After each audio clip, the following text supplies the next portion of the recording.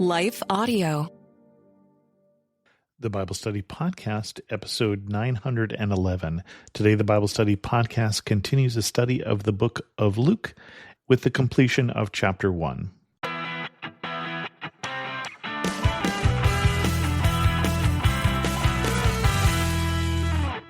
Welcome to the Bible Study Podcast. This is your host, Chris Christensen. We're going to continue on with this study of Luke, finishing up chapter 1 and the birth of John the Baptist. But first, a word from this sponsor. We pick up the story here back in Luke 1. At this pace, this study is going to take a while, but I'm going to savor it. That's my plan. We're going to start here with verse 57 of chapter 1, the birth of John the Baptist. When it was time for Elizabeth to have her baby, she gave birth to a son. Her neighbors and relatives heard that the Lord had shown her great mercy, and they shared her joy. On the 8th day they came to circumcise the child, and they were going to name him after his father, Zechariah. But his mother spoke up and said, "No, he is to be called John." They said to her, "There's no one among your relatives who has that name." Then they made signs to his father to find out what he would like to name the child. He asked for a writing tablet, and to everyone's astonishment, he wrote, "His name is John." Immediately his mouth was opened and his tongue set free, and he began to speak, praising God. All the neighbors were filled with awe, and throughout the hill country of Judea, people were talking about all these things. Everyone who heard this wondered about it, asking, "What then is this child going to be?" For the Lord's hand was with him. So remember, earlier in this chapter, Zechariah goes into the temple. He's a priest. He's doing his time there in the temple, giving the sacrifices. And an angel of the Lord appealed to him, Gabriel, and said, "Your wife Elizabeth is going to have a child." And he said, "How can this be? Because she's so old. I'm so old." And Gabriel said, "Well, because you didn't believe me, you're going to have some time to think about it." And so he has been struck dumb now for 9 months. And I said struck dumb. I thought he couldn't speak, but I noticed they're making signs to him, not just saying, "Hey, Zechariah, what is that we're going to call the son?" So I'm wondering if he couldn't hear as well. I don't know exactly, but that certainly implies that from this part of the chapter. So anyway, the first part of this, Elizabeth has her baby. Great news. This baby that is the answer to years and years and years and years of prayer. And I love the fact that her neighbors and relatives heard that the Lord had shown her mercy, that the Lord had heard her prayer after all this time, and they shared her joy. I just love those words. It shared her joy. How many times is that the appropriate response we should have to things that are happening on around us? Not jealousy that it didn't happen to me, because some of those people may be having their own prayers to have a child, or not, wondering what's going on. They just shared her joy, which she was full of here on this day of birth. Obviously exhausted as well, and so John is born, and Zechariah is still not talking. And I thought that's interesting. It waits until we get to the point here where we're going to circumcise the child. And the reason for that is the naming of the child happens at that dedication, at that circumcision there on the 8th day. And it isn't until Zechariah indicates that, yes, Elizabeth is right, that the name is going to be John. He doesn't say, "Gabriel, the angel, told me that the name should be John." He just says, "The name is John." It's interesting that they were like, "No, Elizabeth, you must have this wrong. You don't have any relatives named John."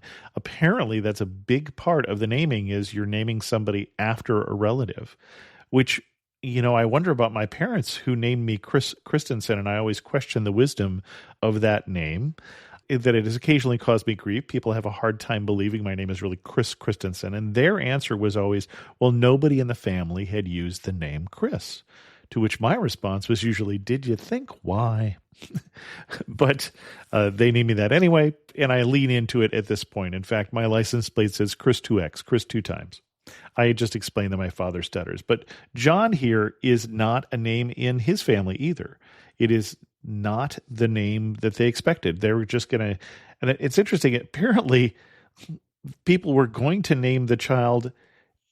Zechariah isn't talking, and they don't even ask Elizabeth, what's the name of the child?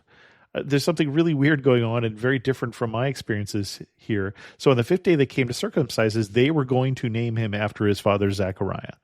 I would think Elizabeth can hear you fine and can have this conversation. Shouldn't you ask her? This is definitely a male-dominated society. We should admit that is true here, and we see that little glimpse of it here. But they name him John, and now Zechariah can speak. Now, I don't know a couple things. One, I don't know how many of you who are wives wish your husband couldn't speak for 9 months. Hopefully not many of you who are listening had that wish. But I also think about Zechariah. He said 9 months to think about this unusual birth, his being deaf, John being born to them even though they're old, an appearance of an angel. What would you do if you had 9 months to think about this?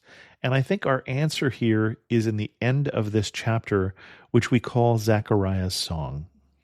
His father Zechariah was filled with the Holy Spirit and prophesied, "Praise be to the Lord, the God of Israel, because he has come to his people and redeemed them.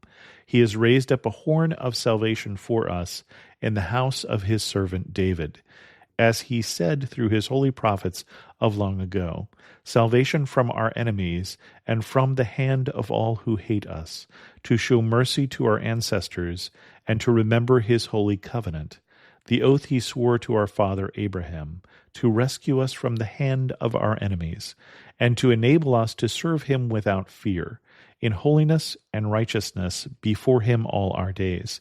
And you, my child, will be called a prophet of the Most High, for you will go on before the Lord to prepare the way for him, to give his people the knowledge of salvation through the forgiveness of their sins, because of the tender mercy of our God, by which the rising sun will come to us from heaven, to shine on those living in darkness and in the shadow of death, to guide our feet into the path of peace.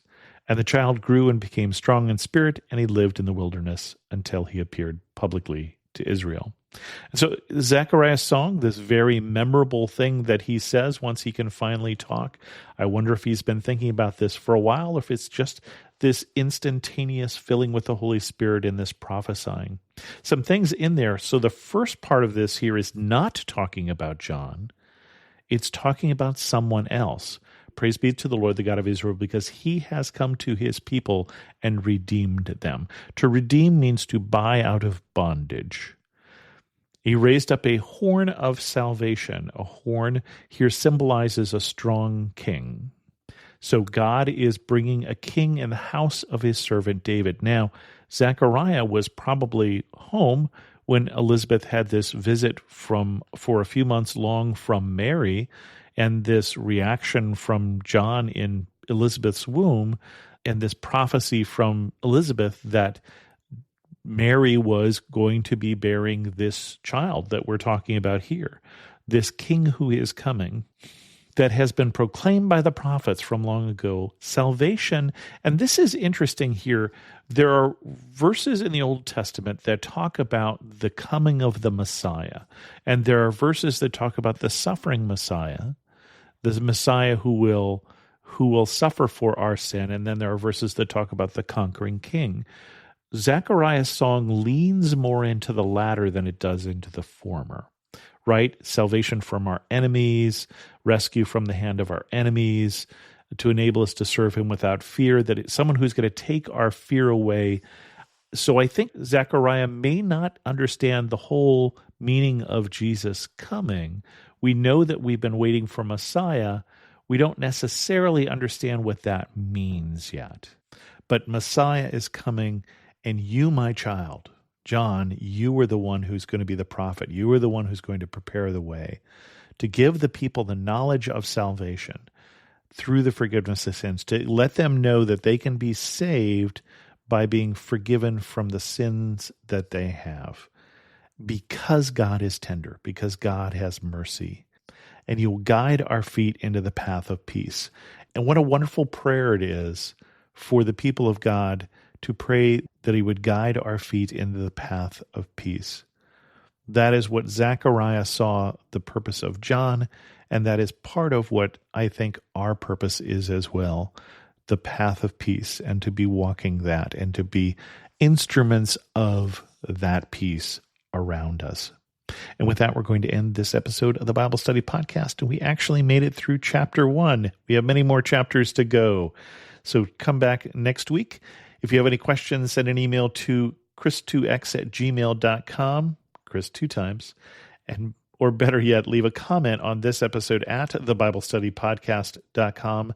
And thanks so much for listening.